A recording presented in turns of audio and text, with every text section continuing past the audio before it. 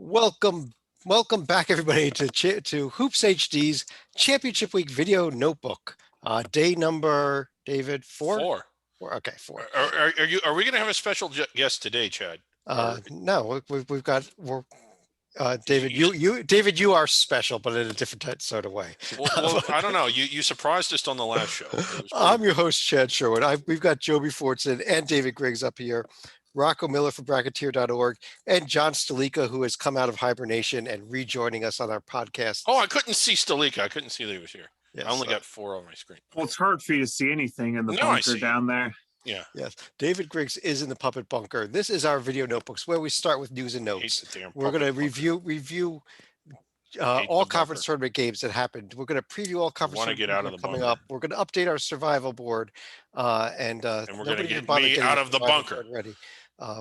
We would update the survival board, except I don't know if we have it ready or not, but we will find the survival board somehow by the time we get there. Nobody told me to get that ready for the show, but we're going to start with some news and notes, I think. How about that? Okay. A couple of things here. First of all, the Southland Conference, a little news from the Southland Conference. They're going to a 10-team conference tournament format as opposed to the normal 8-team. David, are you excited? 2 more games coming up. Absolutely. The more, the better. And the Southland tournament, it's not as good as the Big Sky tournament. They don't have the floor sweepers, but it's a crazy bracket. I love it. The attendance will be what it normally is as well this year. The attendance will be okay. Or is it just going to be one more rung in the ladder like it is in years past? Yeah. Let's see other news and notes here. Delaware State, we were crowning them the Centenary Award winner for the worst record in D1 last night. They added 2 games against Morgan State for later on this week, so hold off. They got 2 more shots for a win, so we don't know yet. And one last piece of news and notes. Let me just go ahead and go up to the screen share right here. We just finished recording our Hoops HD report about 10 minutes ago or so. We mentioned the upcoming Atlantic 10 tournament. We did actually get the field announced, and so there it is. So for anybody that watched the Hoops HD report and wants to know what the A10 tournament bracket was, that's it. Rocco, you're it's a pretty nice looking bracket, actually, all things considered. Yeah, I mean, I'm excited. This is almost become an annual crapshoot. Just because even in a year where you have 1 or 2 dominant teams, it seems to be a bid thief league more often than not. You remember St. Louis coming out of nowhere to win it 2 years ago, that was 2 years ago. So we'll see what happens this year. I think we talked about a lot of these teams earlier. A couple others I'll throw in the fray is George Mason played pretty well down the stretch. They play their way all the way up to a 6. That's pretty impressive, and they're in the Davidson part of the bracket, so you could see them maybe getting a couple of wins here and making some noise. And I know VCU doesn't want to see George Mason again, and they're on the same half. On the other side, you got the Bonnies. They'll have a tough game right away no matter what. I think Richmond or Duquesne gives them some trouble. Mm-hmm. Yeah. And then in the 4-5 area, you also see some real interesting situations with UMass potentially rematching St. Louis, but the St. Joe's team with Ryan Daly, they could actually get all the way to that St. Louis game and give them trouble. So I also find it a little bit interesting that VCU actually gets to play on their home court here. I would have figured they would have sent them to the Robins Center, but they are going to they see the SC after that time there. They will be.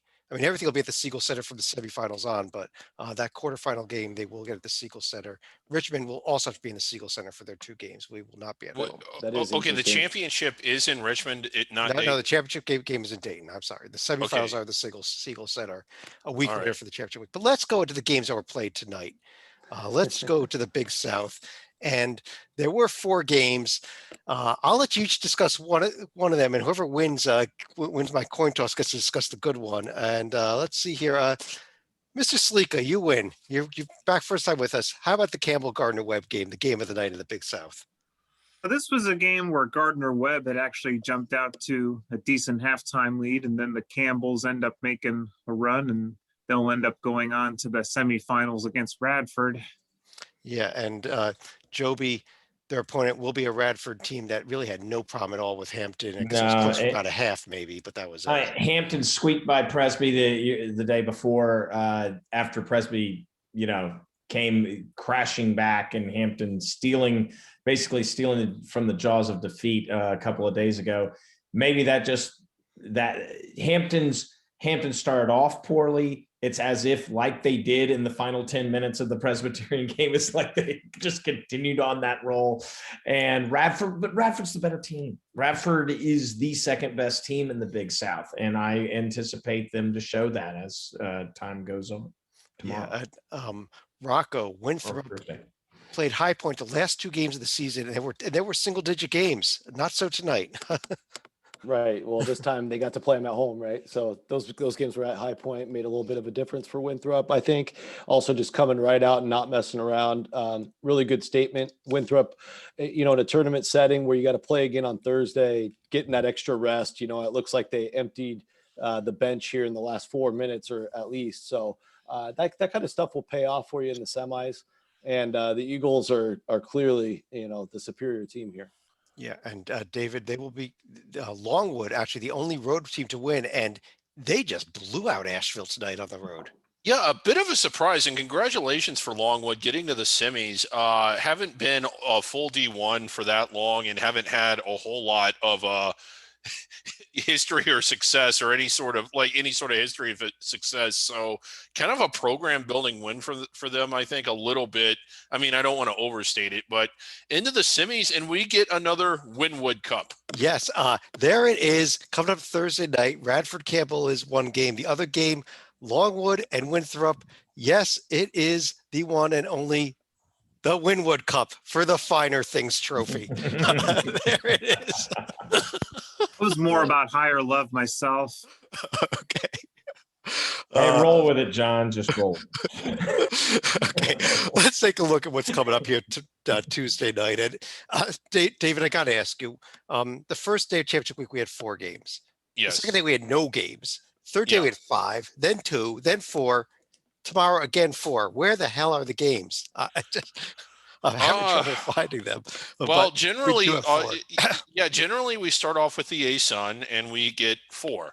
And the day we start off with the A-Sun is tomorrow. It's, no A-Sun tomorrow. Tomorrow's Horizon League Day. Right. I know. I just mean in a normal year. So on Tuesday, because championship week is really about 2 weeks, but it's really 11 days beginning on a Tuesday.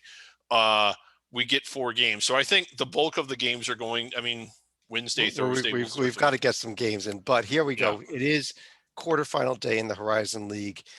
We've got Fort Wayne at Cleveland State, Detroit Mercy at Northern Kentucky, Youngstown State at Oakland, and Milwaukee at Wright State.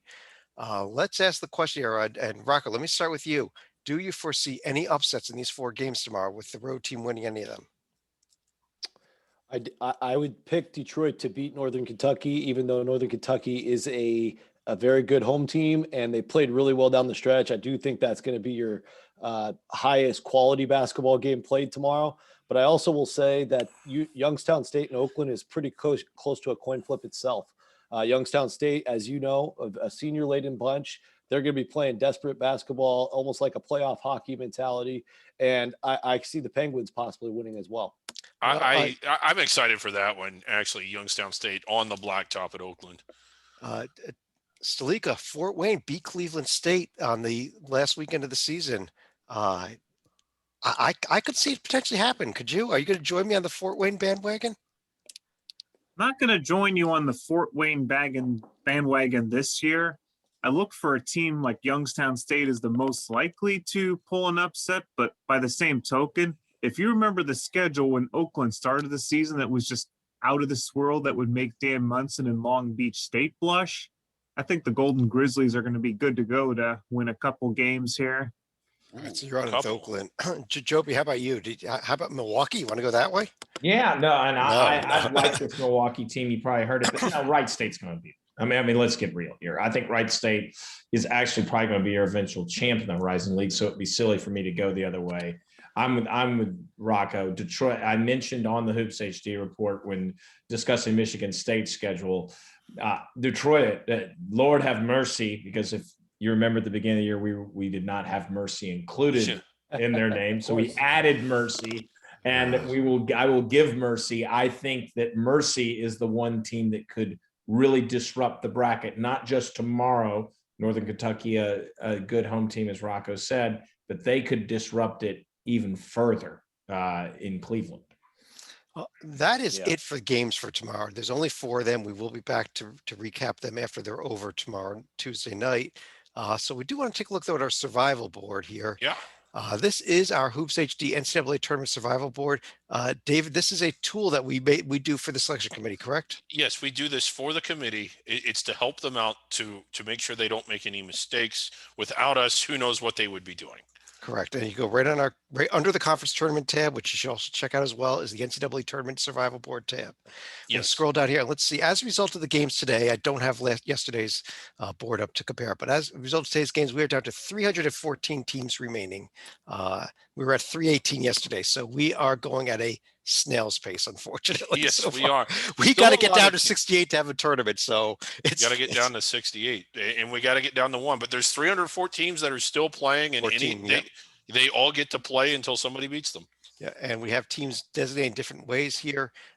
So to help the selection committee out, we have teams that are in bold that are locks. They will be in the tournament no matter what, like Illinois and Iowa. Teams that are italics, like Indiana and Maryland, that are bubble teams, and teams of regular type that must win an automated bid to make the field. Yeah. And if you're not on the board, like for example, well, let's take High Point. Yeah. They're gone. They lost in the Big South. If the committee wonders, David, should I put High Point in the tournament as an at-large bid? They can come here. Absolutely not. They're not even there. Exactly. They don't even need to evaluate them. Well, on that note, then, what else do we have to do for tonight? Well, Chad, one of the things we're looking at this year is who's on the hot seat. Like, we get in the championship week, it can make people's jobs, it can break people's jobs. And we're looking at individuals who need to have big marches, like big championship weeks and big tournaments. And who it is, there it is, Hoops HD's hot seat. Yesterday, we talked about John Calipari. Yeah, we talked about yesterday how John Calipari is on the hot seat, and and let's see who is on the hot seat tonight as well as we continue to look at the Hoops HD hot seat. It is, let's see. Okay. Wait, wrong one. There's Tony Bennett. I think you were closer with the first one there, Chad. David, let's put it this way. I hope he coaches long enough at Virginia to look like that.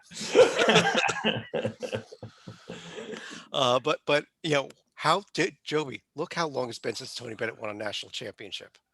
Yeah, I mean, 2 years. I don't know if you can get over that. Yeah, let's put it this way. No hot seat, but ending a 3-game skid, which is extremely rare in the Bennett era, was a nice move by Virginia tonight. Well, a couple things here, though. I mean, don't dismiss this just yet. For starters, they are digressing. In 2019, the last time we had a tournament, they were a 1 seed. They won the whole thing. They weren't going to be a 1 seed in 2020, and they didn't win any games. And it doesn't look like they're going to be a 1 seed this year. And when you look at Washington State and the shape that they are in, clearly this guy does not leave the cupboard full. And if Wazoo can't start to pick it up, I mean, you just got to start warming that seat up if you're Virginia and get somebody in there that can build a legacy. Let's go over to their final thoughts. Let's just get done with this. Rocco, let me start off with you. I know we didn't talk about the West Coast bracket on this episode. I missed that probably yesterday, but I did want to say I think the third best team is a team that nobody's really looking at all in the league, and that would be Loyola Marymount. I think I liked what they did against Gonzaga and Spokane. I mean, they were very feisty in the first half. They've got 2 great scorers. Eli Scott is a premier scorer. I just think they got a bad draw where they got to play St. Mary's. If they can get by them, then it's Gonzaga in the semi. But anyway, just a shout out to Stanley Johnson overall. He's in his first year, came over from Marquette as the head assistant. He's already got a crazy recruiting pipeline. I think a couple 4-stars next year. And so you got to watch out. I've talked about them before, but I think the Lions in 1 year have already turned the whole thing around. And that's really impressive. Yeah, it is. And I think you're right. I think this is a program that's definitely on the rise up there in the West Coast Conference. Salika.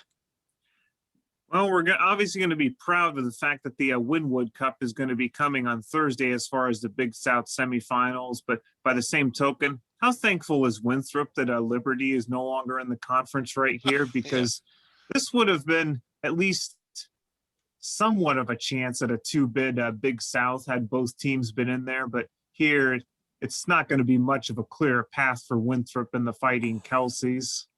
Yeah, I don't really think anybody is going to. They may win by double digits in these next two games, Right. like they did today. Joby. Let's look forward to championship week, the odd off on, and I think that we're going to see one element missing though this year that we usually get in championship week. When you think of championship weeks, what do you think of? You think of court storming, Yes. the excitement. You think of, especially when it's in home arenas. Well, we got some home arenas this year, but we're not, especially in those smaller conferences, the exceptions aren't going to be there. You're not going to have the loud fans and most certainly you're not going to have fans streaming and hugging players. That's going to take something away that does make this week special. Totally understand it, mind you, given the environment we're in. It's just a shame we're going to miss it. I want to throw one last quick note out there. With Baylor's loss this weekend, Gonzaga, who was in that West Coast Conference, Rocco just discussed, is one of only 3 teams remaining in the nation that is undefeated within their conference. The other 2, Jackson State, who just survived a very tough game at Pine Bluff tonight, and Prairie View, who's in a real tough game as we record this at Alabama State. So maybe we got to revisit the 2-bid SWAC here. That's all I'm saying.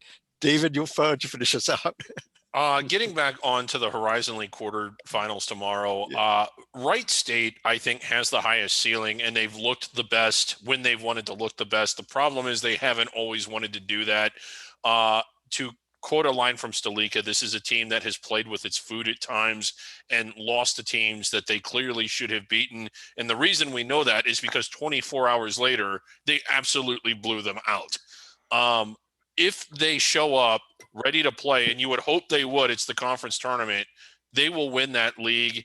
And I think that their seed will reflect their profile as it should, but their ceiling is probably a little bit higher than what their profile is. If they get into the NCAA tournament, even as a 14 seed, I'm not saying they're going to win. They probably won't, but it's going to be one of those games, and we see them every year, where the 14 seed is in there for a half, in there at the under 12, in there at the under 8, and kind of in the game for a really long time. It could be kind of interesting. I think that if we're going to see a team do that this year, it might be Wright State. I don't know if I'd say they were playing with their food so much as they were playing with matches. Yeah. Quick note, we will tomorrow night have an update about the Front Range Conference, because as we record this as well, we did not wait for all the games to go final. Colorado State suddenly in a battle with Air Force, which could cost them the Front Range Championship. They'll need a big second half this evening. Thanks to Rocco for noting that to me in the side here. But on that note, on behalf of Rocco Miller from Bracketeer.org, Joby Fortson, John Sleeka, David Griggs, I'm Chad Sherwood. Thanks for joining us. We'll be back again tomorrow night and every night with these video notebooks. Have a great night, everybody. We'll talk to you again real soon.